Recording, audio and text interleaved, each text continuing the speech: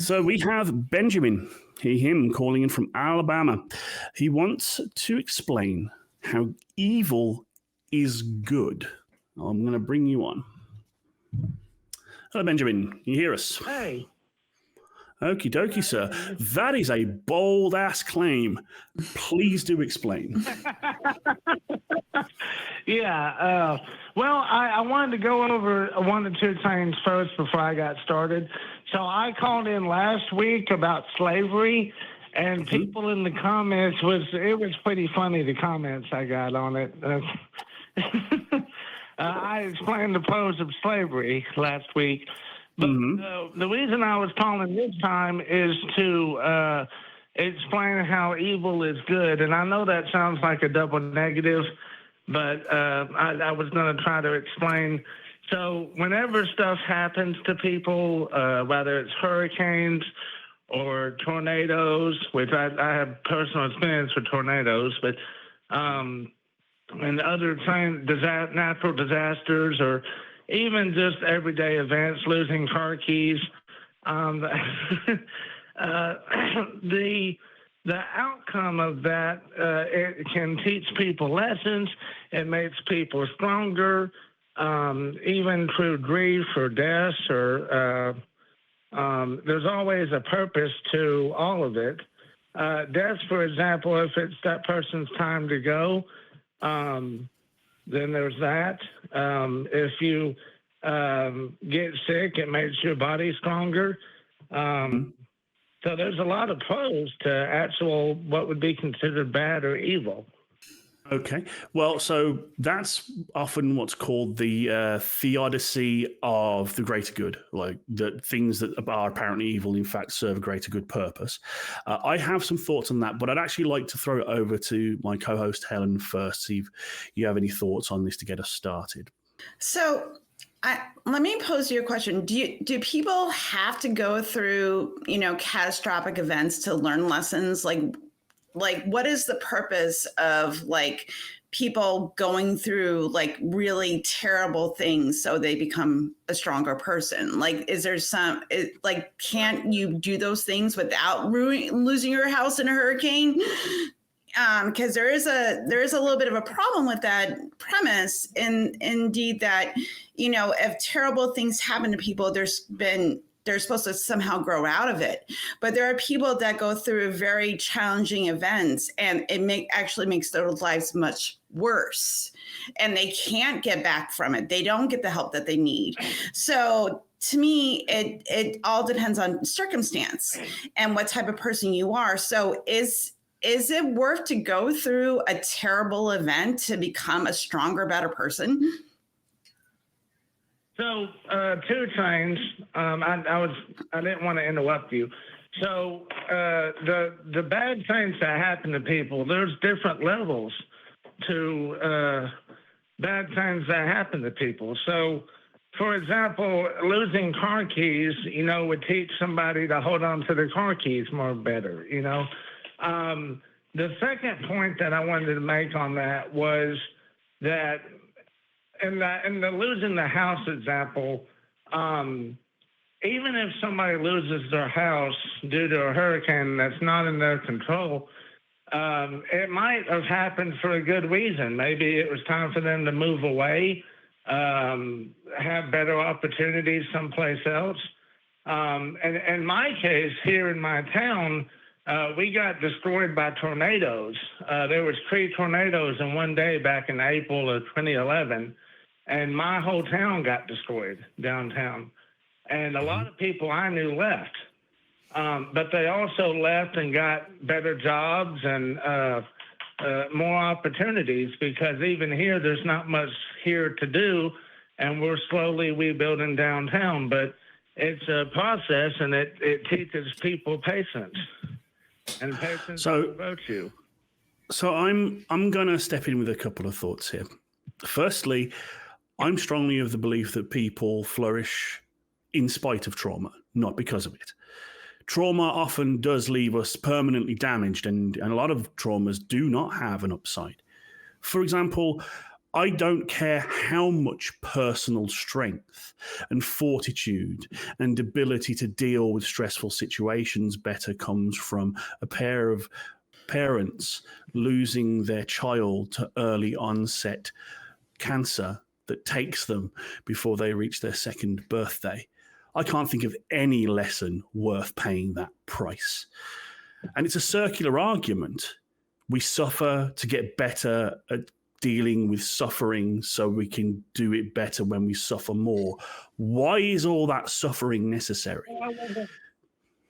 I wasn't trying to fall into a circular argument. That's why I was more going along with it, teaches people stuff.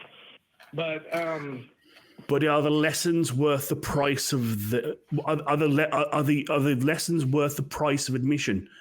Like, I don't think they are in a lot of cases. Yeah, losing your keys doesn't really have much in the way of consequence, but losing your life or the life of someone you care about or everything that you hold dear or your dignity or your sanity or your agency, these are prices that should not have to be paid, whatever the outcome.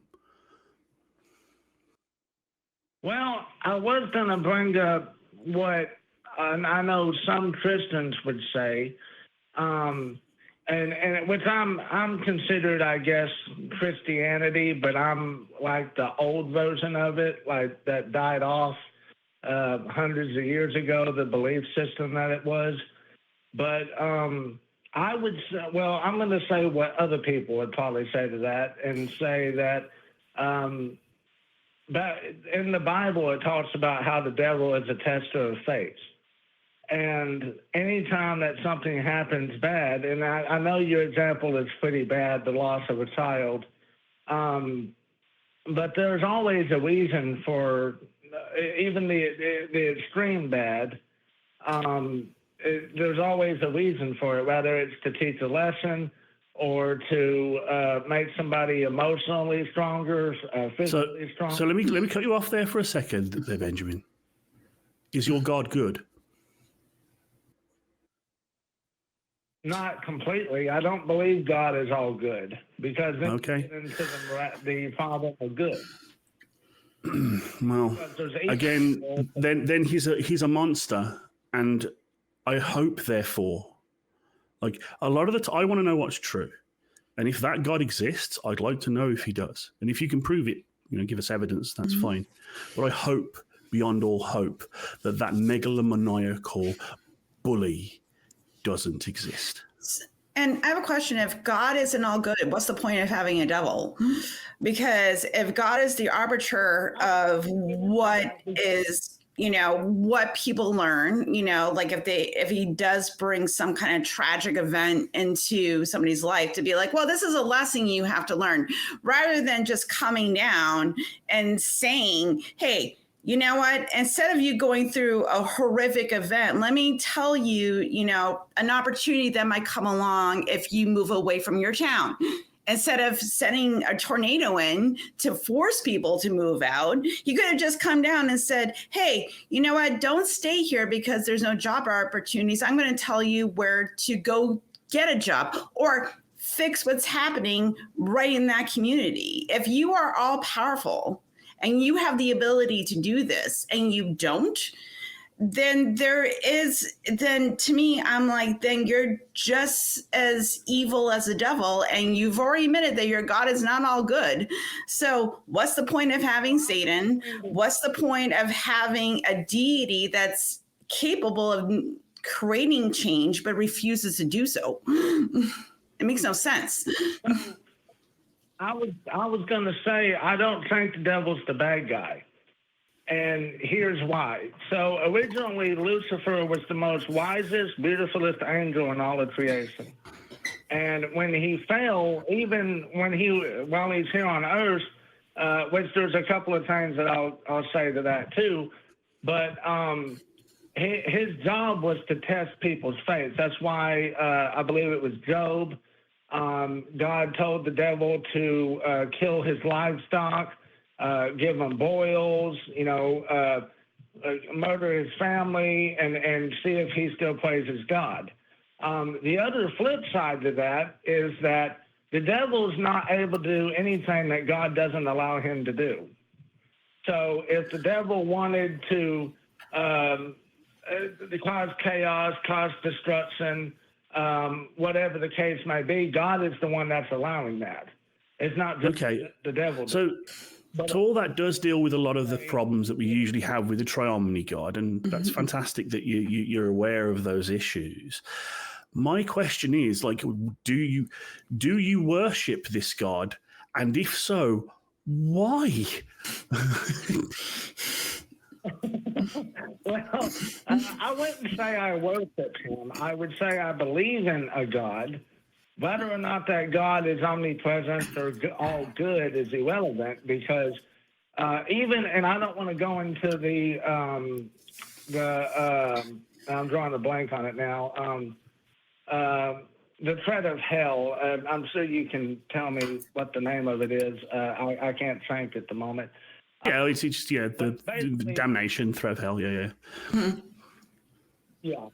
So the people would believe in God just in case.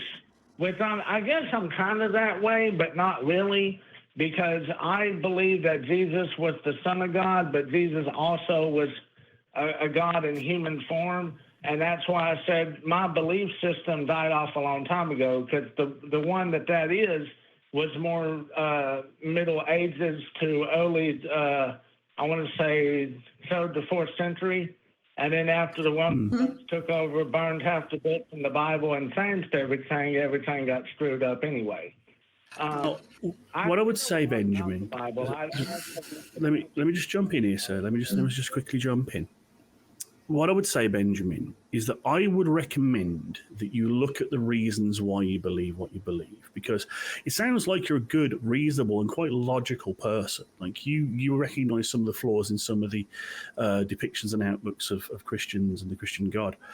And I would say that recognize maybe that it's fear that's driving you to want to believe these things. Not just fear of hell, but fear of or a preference that you'd rather have a malevolent intelligence than actual just nature, the unpredictability and the seeming randomness of nature.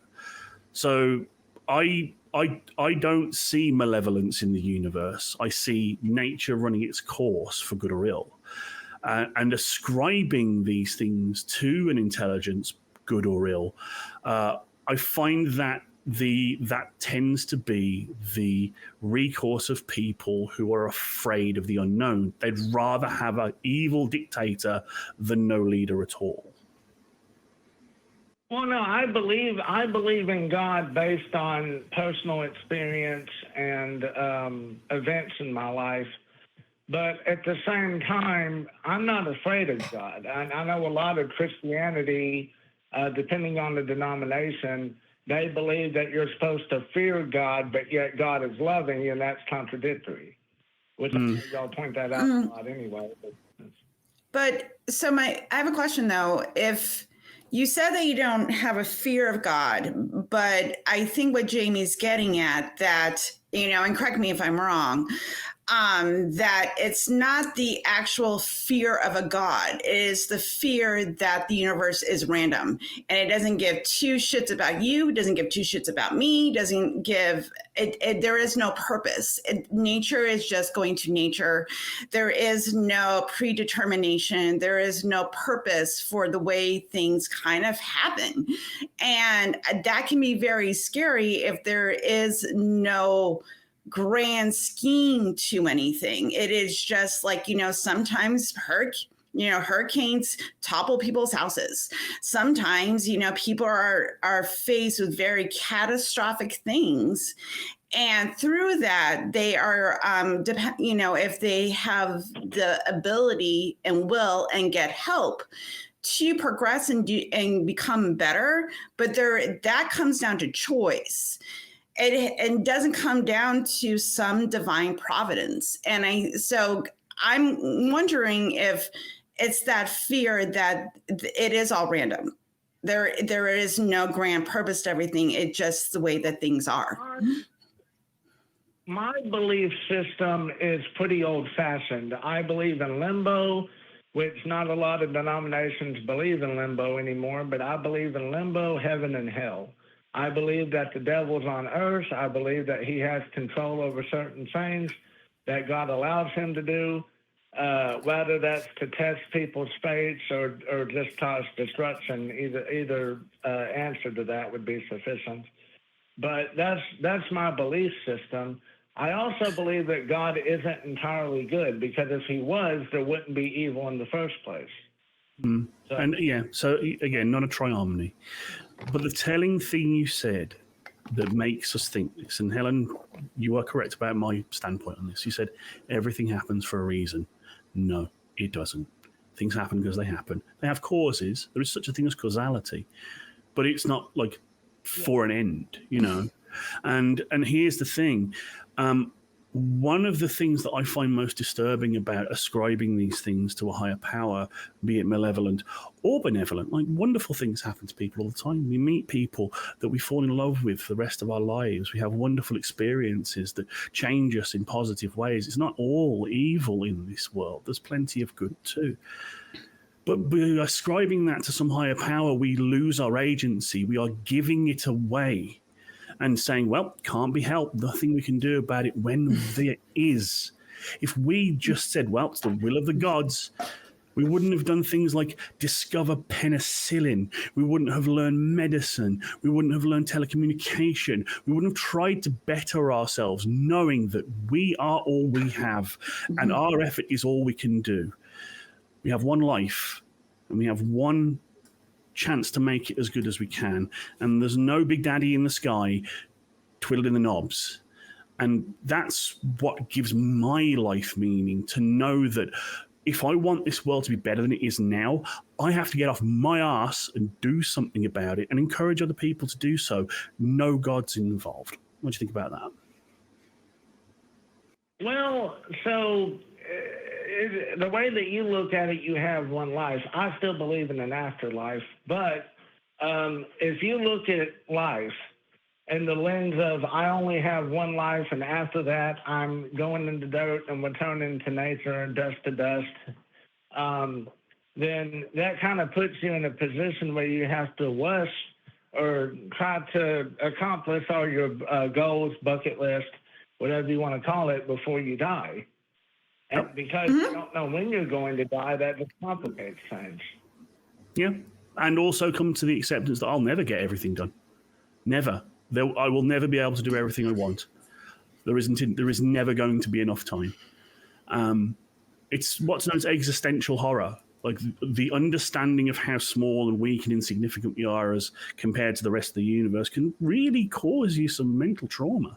There's whole swaths of philosophy and even fiction about that feeling of feeling so small.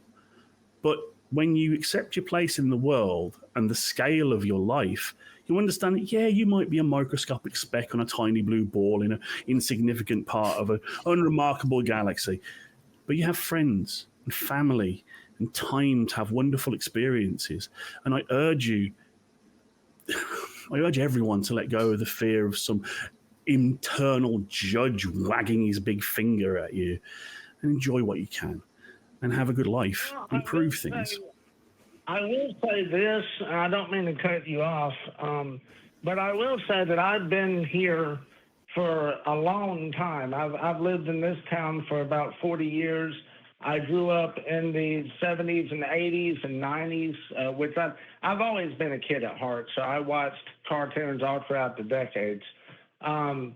But a lot of stuff, the way that the outlook on sin and gays and a bunch of other stuff back in the 80s and 90s is completely upside down now to what it used to be 30, 40 years ago.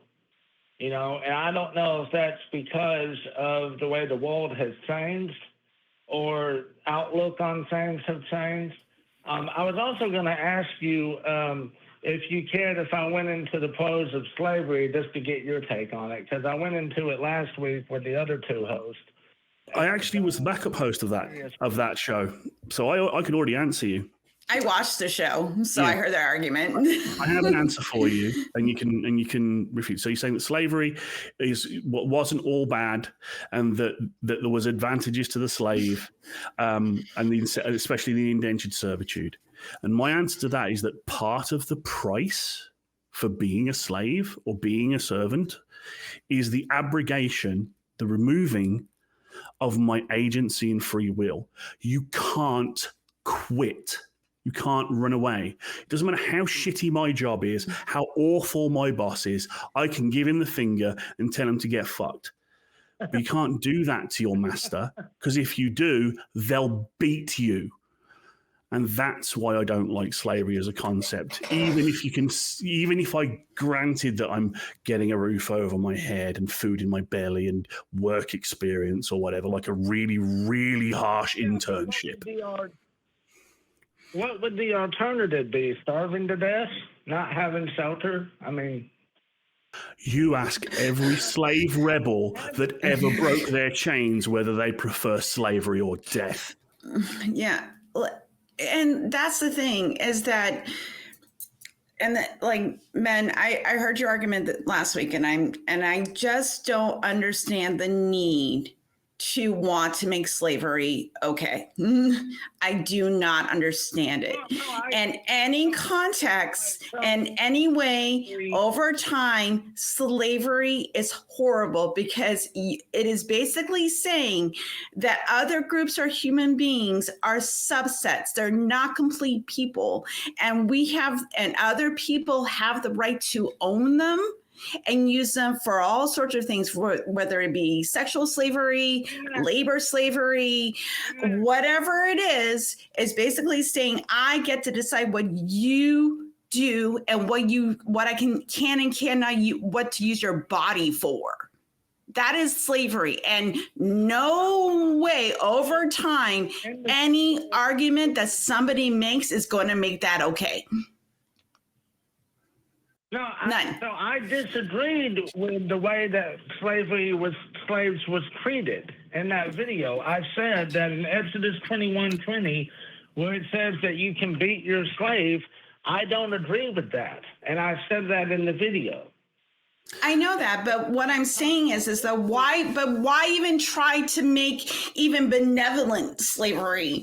So, like argue for that. Slavery is slavery. That's the way it is. Slavery is slavery. I'm saying I have the right, basically, like I could make you my slave. Do you want to be my slave? Do you want me to tell you what to do, not do, and make you take care of my house and mow my lawn and not pay you?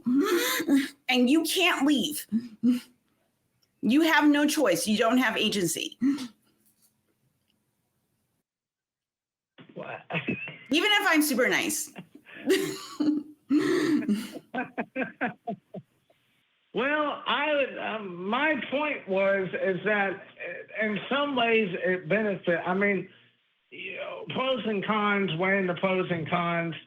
To the other person's point, what they said is that even in indentured servitude, if it provides housing and you work for the person for a certain amount of time to pay off a debt, which is what what I was always told, indentured servitude is paying off a debt from somebody. And to reiterate the point that was made last week, which I agree with, it's usually predatory, and you're trapped. This is the thing.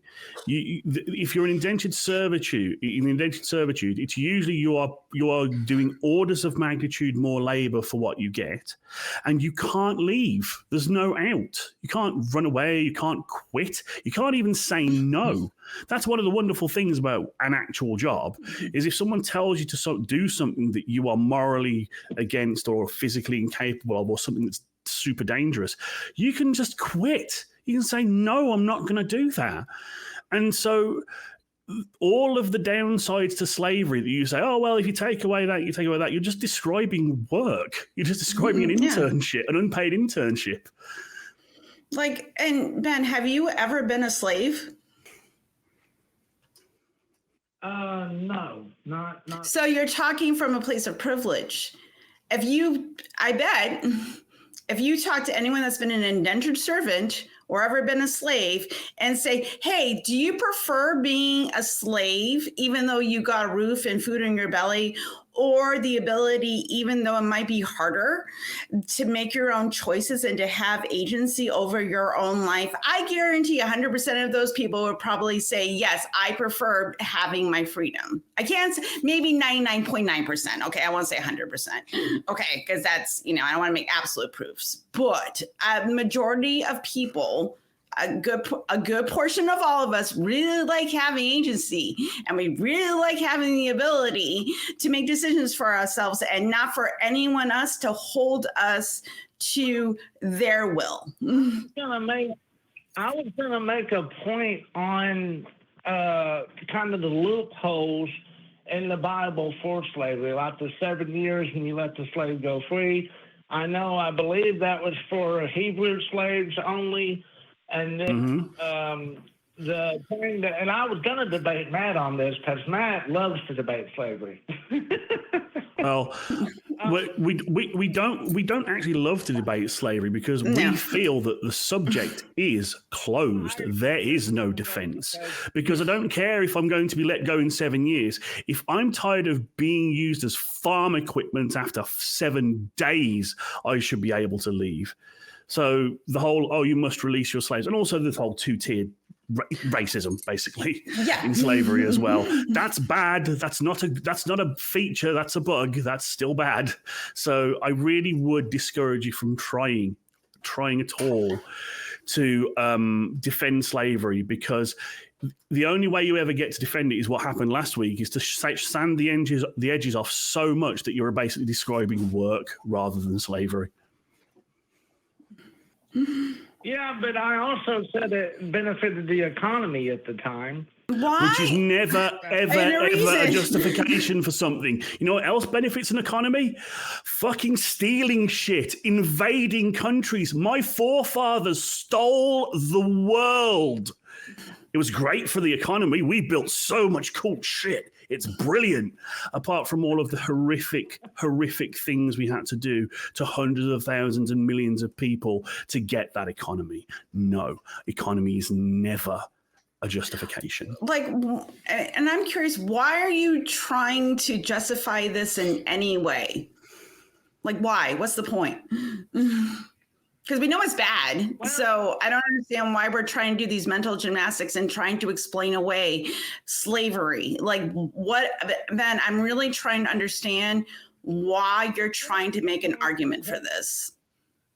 I was doing it more to help Christians that, because a lot of the Christians that call into the show, they try to bend over backwards and protect the words of the slavery in the Bible, Exodus 21, Leviticus, and so they call in, and then Matt or somebody else points out all the flaws that they have. And so one of the reasons I was going to try to debate slavery last week was because I was trying to make a case that it was more good than bad, to try to appeal to a larger audience. I mean, it was also my take on it as far as indentured servitude. And well, with people being other people. You may have actually done what you set out to do, because if any Christians watching these calls, and again, I don't mean to dump on you, Benjamin, I appreciate your call, and I appreciate that you've been a very reasonable interlocutor. You seem like a very, very reasonable person, but your arguments are bad. And if a Christian sees that they're bad, they go, well, I won't want to argue those arguments. Actually, slavery's probably just shit all round. I probably shouldn't defend it ever. You're awesome, man. I really like how you take these things in good humor. I appreciate you, Benjamin. Thank you very much. Well, other than that pretty much is the call. I was going to try to point out how evil is good, and just teaching people life lessons, and making their mental stronger, mental capacity stronger. Now, I get there's a difference between losing your car keys and losing your house, obviously, but I was still trying to make the point that some bad things are good in the long run. And just again to reiterate, I think that the good that comes from it does not outweigh the bad in most circumstances, and in some circumstances there is no good. But I'm going to have to bring this call to a close there, Benjamin. Again, I'd like to thank you, and I assure you that people watching this call will find it educational. You got any last words there, Ellen? No, this is a really good call. I'm glad that I hope we gave you a little bit more stuff to think about, Ben, in regards to your argument, and maybe reconsider some of the positions. Maybe we should just get rid of the idea that slavery is good in any way, because you can do both. You can believe in a God and also think slavery is bad. You can't. They are not mutually exclusive. So. Thank you for your call, Chief. You take care, man. Bye-bye.